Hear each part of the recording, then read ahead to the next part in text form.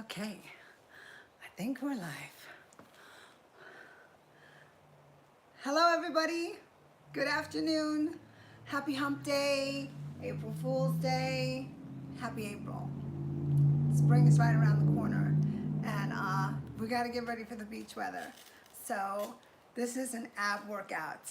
This is an example of the workouts that I'm doing in the garage. And it's pretty simple. It's pretty easy to do. You start off with a couple of reps if that's what you need to do, and then you just build up.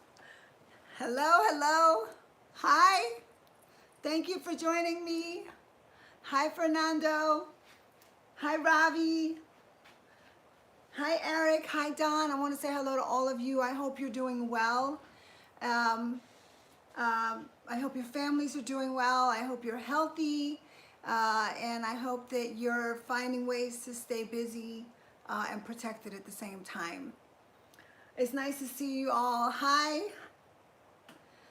Hi, Edward. Hi, Brandon. If I miss you, I'm sorry. I'm going to read the comments later. I just want to thank you for sharing, a couple minutes with me and saying hello.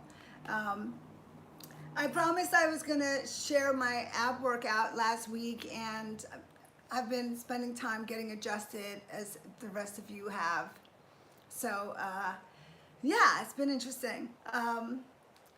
So what I want to do is I want to just kind of get right into showing you what I'm doing at home for my abs and maybe showing you the results as well. And then when I'm done showing you the exercises that I'm doing at home for my ab workout, then we can sit and talk, and I'd love to find out how you're doing, answer your questions, ask you some questions too. And if you like my channel, please subscribe. I could really use your support and appreciate it. And you can leave me a comment afterwards as well. And don't forget to like me, okay? Because I like you. All right, so I'm going to show you what I did for abs. And so just know that if I don't see your questions, wait until I get back up and we'll talk, okay? So at home, starting my abs, I'm gonna make some adjustments here to my equipment.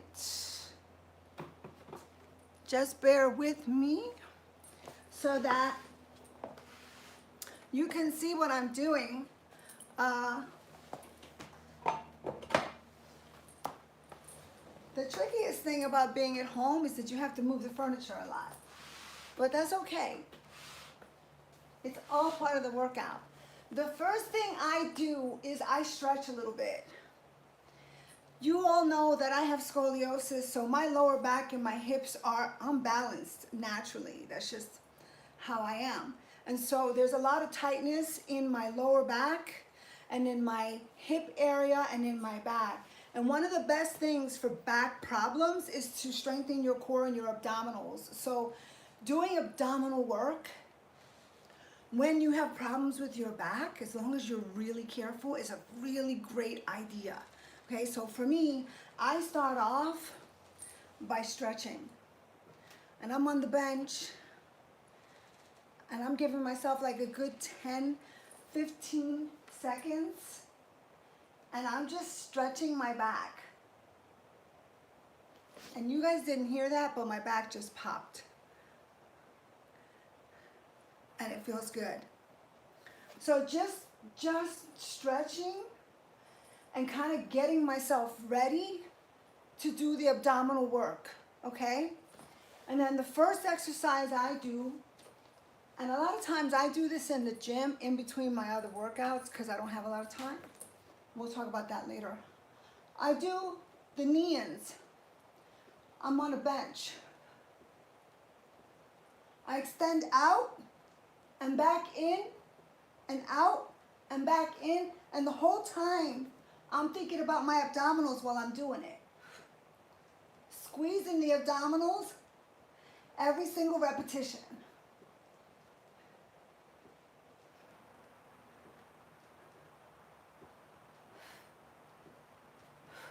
Are you counting? Somebody count. Woo! Hold it. And relax. And like to do is flex and then stretch. Same thing with my abdominals, because I really want to concentrate on the abdominals doing the work. And when you're doing abdominal exercises, like if you're doing crunches or sit-ups, if your position is not quite right, you could start feeling stress in your lower back if you're arching, or in your neck if you're doing crunches and you're pulling and you're focused here instead of focused here, okay? So I start my exercises, I'll do 25 to 30 knee-ins on the bench or on the floor, okay? I think they're a little bit easier on a bench or on a table. Something that allows you to get really good grip support so that you can do the exercise, okay? Knee-ins. I do on average 30 repetitions of knee-ins, and I do like 4 sets. That would be my first abdominal exercise. Hello everybody, and thank you for joining me. I'm sharing my abdominal workout if you're just getting in on it. So that's my first exercise, okay? Ooh, stretching. Always stretching. I'm so conscious of stretching, because when we're lifting, when we're strength training, we're tightening, we're contracting, right? We're contracting the muscles. All that tightness also needs a release, okay? So stretching is a really important part of that process, all right? Second exercise is a classic crunch. Now you could do crunches a variety of different ways. Let me try to position myself in a way. I start off with my feet up on the bench so that it reminds me to flatten my back. It's very easy to arch your back when you're doing sit-ups and you start to have a problem with your back, it hurts. I want to keep my back flat on the bench so that I don't end up feeling my back.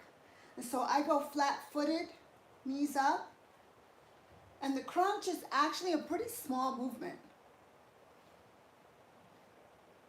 I'm just bringing my upper back, my shoulders, off the bench and contracting the abdominals while I do the exercise.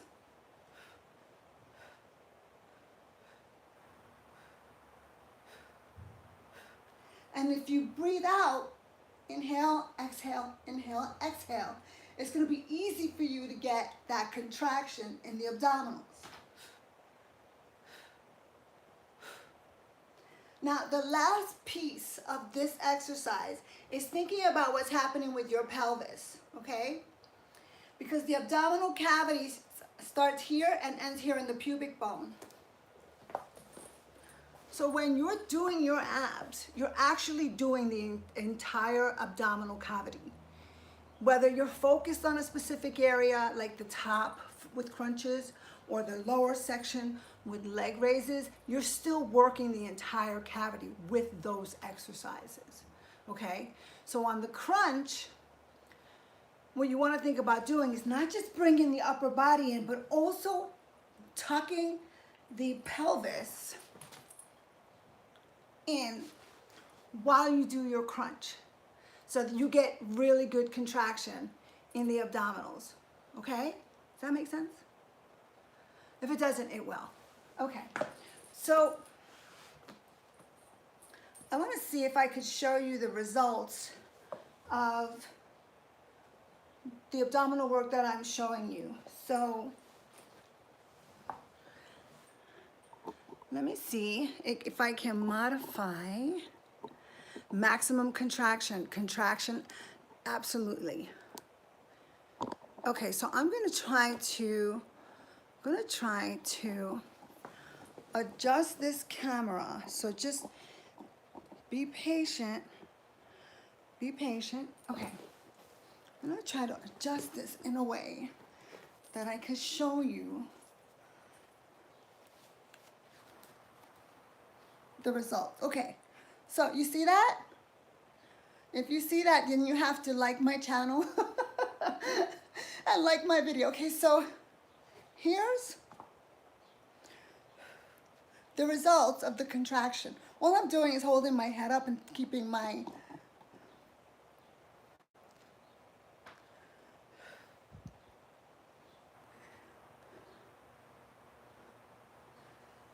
Now, I don't know if you can tell, but when I'm doing the contraction, I'm curling my hip up and breathing out so that I could get a full from here all the way up to here.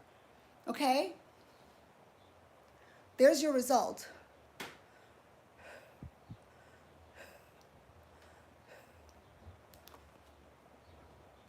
Okay, now I'm going to put you back down. It's not easy when you have to be when you have to be your own camera person. Okay, so now what do I want to show you? Okay, are you with me? Are you with me? Wash, yeah, we can wash some clothing after, okay? So washboard abs. Let's hold on, let me adjust this for a minute here, okay? Yeah, thank you so much. Hello, everybody. Hi, Robbie. Hi, everybody. So, washboard abs, right? If you want a flat stomach, maybe you don't want washboard abs. You don't need to see a 6-pack or an 8-pack. You just want a nice flat abdominal cavity. That's a combination of working the muscles so that they're nice and tight and toned and developed, and you can see all the cubes. So that's through crunches and leg raises and modified sit-ups and twists. There's all these exercises you could do combined with good energy, good eating habits, right? Because your diet, what you eat, is going to dictate how much body fat you're storing. So you want to make sure that the diet is on point, combined with doing the exercises so you develop the muscle, and then aerobic cardio training helps to burn the fat layer, that blanket I talk about.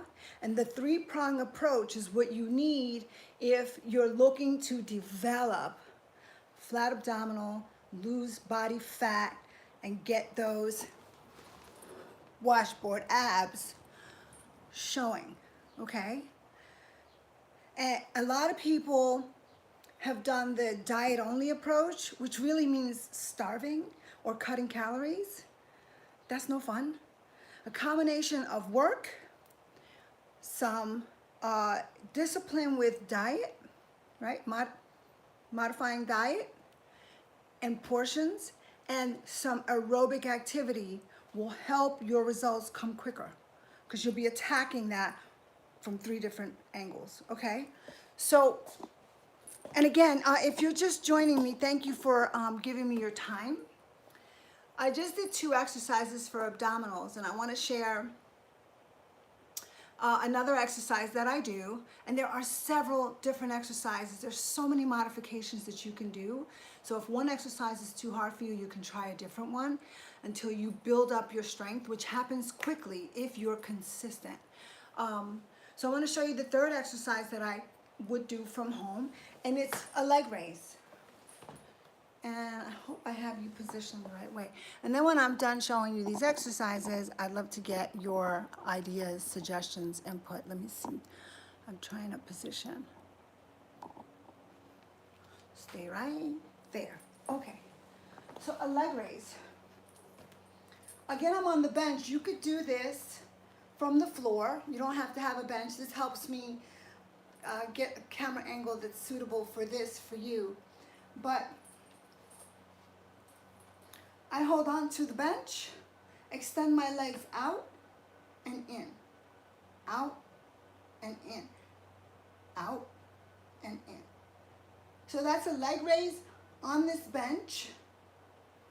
And the important thing about doing the leg raise, for starters, if you're beginning or if you're fatigued, is to focus on keeping your back flat up against the surface that you're laying on. You don't want to arch because it's through the arch of the back that you throw the emphasis on your lower back, and your lower back will start to bother you, okay? And in. And in. And my back, you cannot squeeze anything between my back and the bench. And that's to protect my lower back, okay? And if you're a little more advanced, you have the strength in the abdominal cavity, you can modify that leg out, up, out, up, out, up. And I'm lifting my lower back and my glutes off the bench and taking my feet towards the ceiling.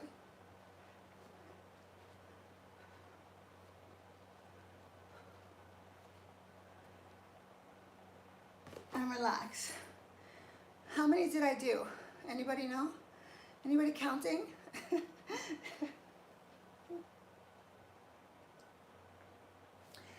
And to end, a really good stretch. Just open everything up.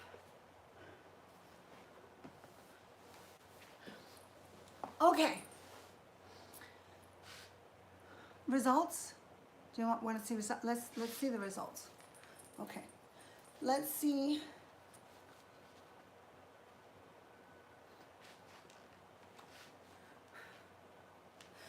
The results. Okay, hold on. All right, I'm going to adjust this so I can talk to you.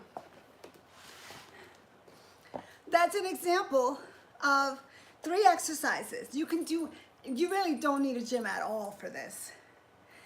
Now, you can do crunches with machine. You can do crunches with weights. You can do Roman sit-ups.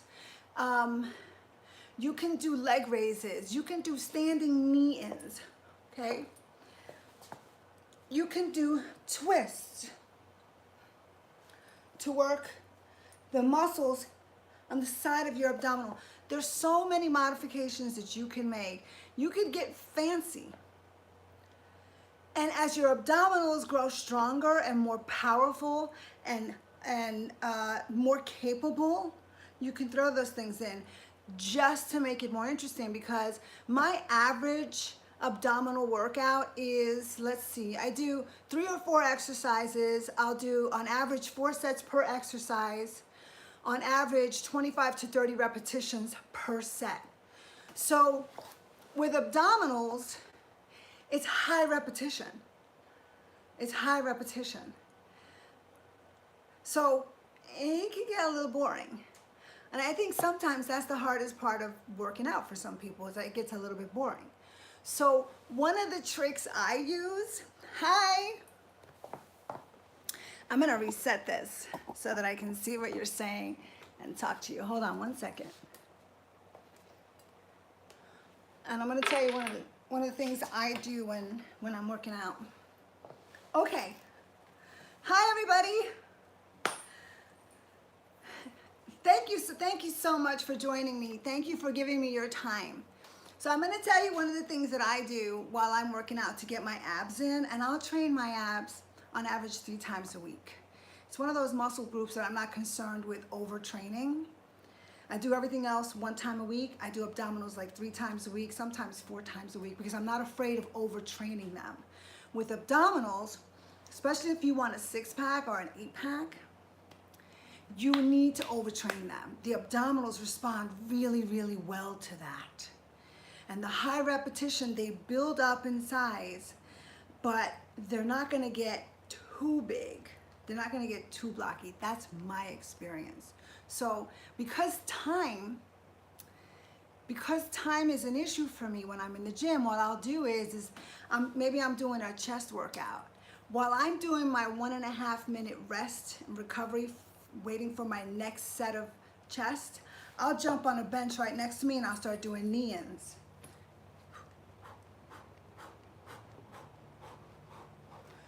"30 seconds, my time's up. Now I'm gonna go do my next chest set. I do my chest set, I'm good to go. I do my flex, I stretch. I got time, I got a minute and a half, no problem. I'm gonna sit on the bench, I'm gonna knock out another 30 reps of abdominals. And so what I'm doing is I'm multitasking. While the major muscle group I'm working in the gym is resting, I'm still getting that workout in, I am taking my rest time and I'm throwing it into the efforts on my abdominals. And I do that all the time. And then I get out of the gym and I've gotten everything I wanted to get done in less time. Okay, that makes sense? Thank you so much. So I'm gonna stop talking because I talk a lot, but I wanna deliver the information that I promised to you, and hopefully it's of benefit to you. And I'd love to answer your questions. Jared and Rex and, I'm sorry, I can't pronounce some of your names or your screen names. Fitness Dammy, Rajendra, thank you for joining me. All of you, I see you. The gym is open again. I'm gonna work abs a lot too. Nice, nice. So you can start working your abs now at home, because really the gym doesn't require special equipment at all. Hey Adam, nice to see you. Thank you very much. I love you guys too. Hi Kevin, my pleasure. You know, I've been in the gym. I've been in gyms for 36 years of my life. So most of my life, and I've been to a lot of gyms and I've worked with some incredible trainers. My former trainer, who is my ex-husband, Robert Masino, an incredible trainer. I've learned so many things and so many tricks from lots of sources. And that's what it is. You know, you live and you experience and you talk to people and you observe and you find new ways to do things and you try them. But the most important thing is that you got to stick with it. Can walking help with abs as well? Walking is great for losing body fat. So the answer to that is yes. So the three-prong approach to losing body fat, losing weight, and in my view, the weight you want to lose is body fat, so I'm very specific about that, because it's very easy to go on a calorically restricted diet, not work out, or even if you're working out, calorically restricted diet, and start losing muscle, lose more muscle than fat, and that's not what you want to do. So walking, aerobic training, combined with a good diet and then doing the abdominal exercises, that's a three-prong approach that's going to get you the results you really want. So yes to walking. I walked this morning. My average walk time is 45 minutes, and I do a brisk walk, and that keeps my body fat down.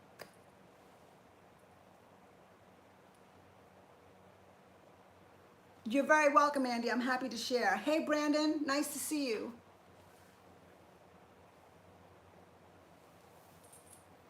"20 years in the gym," and the time goes like this. And could you imagine yourself not working out? Could you imagine that? Congratulations on the 20 years. That's 2 decades, Brandon. And in 20 years from now, you'll tell me, "Denise, I've been training for 4 decades. At the gym, you use the sit-up machine. The sit-up machine is good, and I use weight sometimes.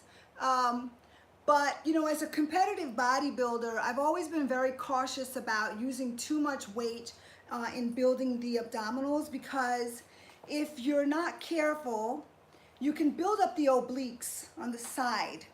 And you want the obliques built up, but to maintain the smallest possible waistline, I don't do any weighted oblique work. I do body weight. I do sort of isometric. But I do crunches with a little bit of weight from a top cable sometimes. It's very effective, especially when the muscles become powerful. They're strong, and your muscles require that you challenge them in order for them to continue to grow and progress.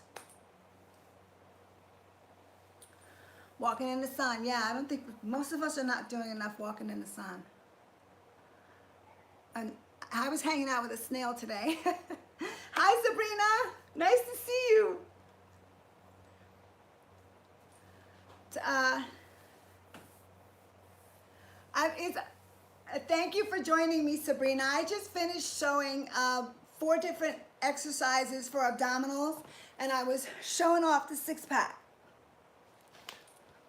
to prove, it's cause and effect, right? The effect is the washboard abs, but the cause of it is consistent training, good diet, and aerobic cardio work as well. And then I want to say something too. You don't have to lead a life of total deprivation. You don't have to lead a life where you cannot enjoy the, occasional dessert or the occasional cocktail. You don't have to lead a life of, just not enjoying the simple pleasures of life. I am very, very consistent. I do my walk in the morning. I do my workout sometime during the day, and I watch what I eat. All my meals, I'm watching what I eat. I enjoy what I eat. And then when I want a cookie, when I want a piece of cake, when I have a piece of pie, I have it.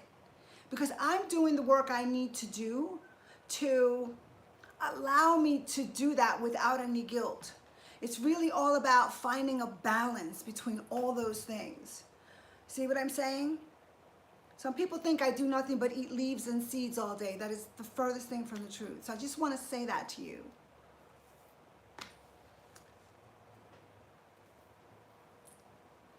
So diet is very important because diet is the fuel that you put inside your body, this incredible machine. So you really do want to fuel your body with the best, purest, most nutrient-packed fuel possible. Because it affects everything. What you put into your body affects the way you think, the way your gut responds, whether or not you get tired. It affects depression.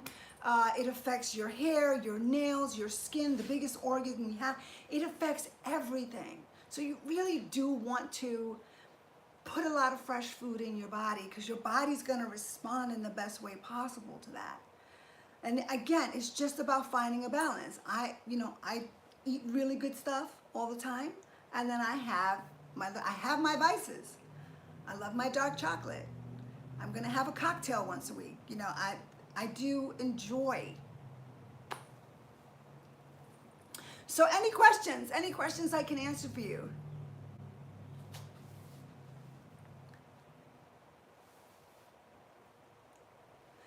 Absolutely, Jared. You already know, because I confessed that I went and had hot apple pie a la mode. In fact, I had like 3 pieces of that. At Thanksgiving, I'm going to have hot apple pie a la mode. And I'm no guilt. Okay, so we don't put soda. Exactly. Okay, so Sabrina just made a really great point. She said, we don't put soda in the fuel tank, in the gas tank, right? And that's true. I've never been a soda drinker. I like the way it tastes. I like the bubbles. And I know that if I have a soda today filled with ice, I'm going to crave it again tomorrow because that's what sugar does. There are foods that have been engineered. Foods that have been engineered to make you crave them, to make you addicted to them, so that when you start consuming them, you feel like you can't stop. Chips, salt, sugar, foods have been engineered. Mother Nature has also engineered foods for you that are designed to make you flourish like a flower, to blossom. And those are the foods that come off the trees, from the ground. So just think about that when you're eating, right? Just think about that. This is an incredible machine. And again, I'm not talking about a life of deprivation. It's just talking about balance. Sweet potato pie is your thing.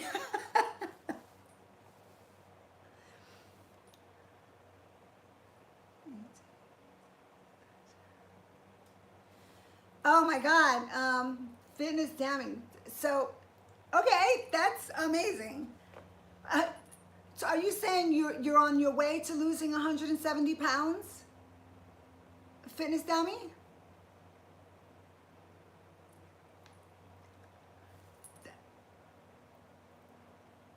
You did. You lost 170 pounds? That's incredible. Okay, so here's my question to you.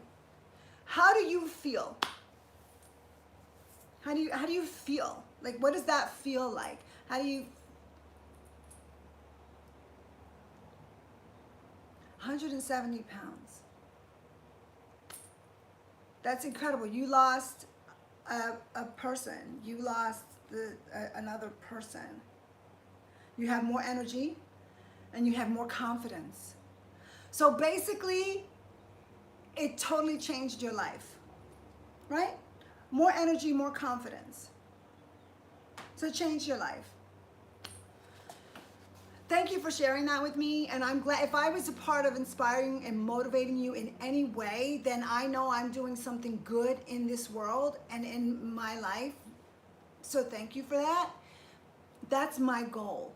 I know the positive, life-changing power of a physical, fit lifestyle. For me, it was strength training and bodybuilding. Before that, I was in school, it was dancing. I was always involved in something. For some of you, it's martial arts. I have a great friend in here, Richard Loretto, who's an incredible martial art competitor and a coach, and he has a gym and he teaches people. For some of you, it's, you know, maybe it's ballroom dancing, maybe it's Krav Maga, maybe it's running, jiu-jitsu. And that's fantastic. So that the whole thing is to get involved in movement, in a fitness lifestyle, activities that you enjoy, and sticking with them so that they can keep you young, they can keep you confident, and they can keep you energetic.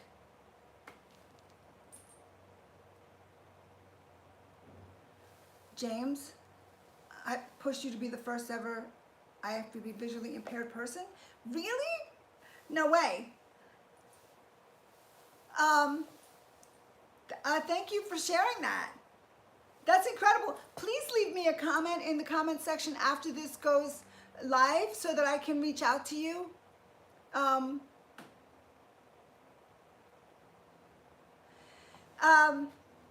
You know, I ask you to leave me comments because that's how I get to know who you are and, you know, what's happening in your life. And you inspire me.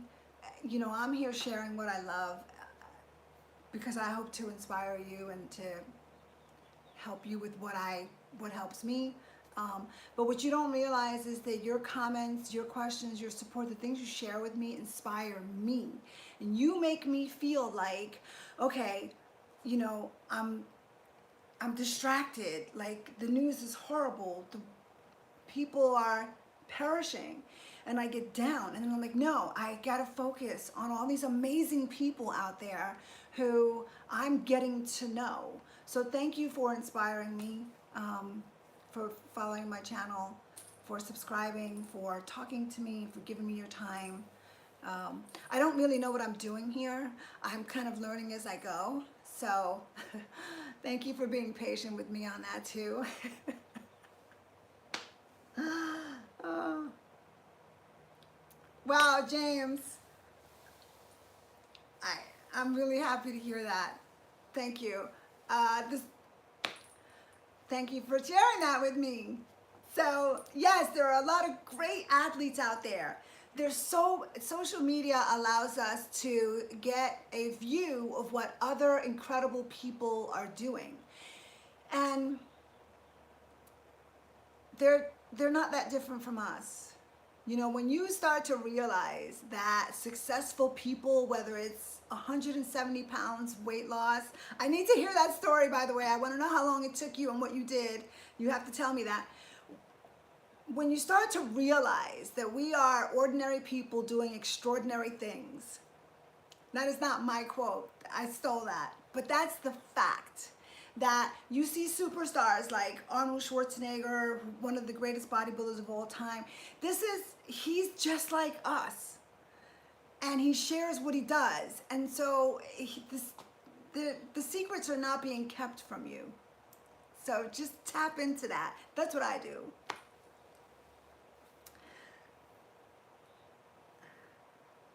Oh, you were 22 and you wanted, well, you should thank her for motivating you.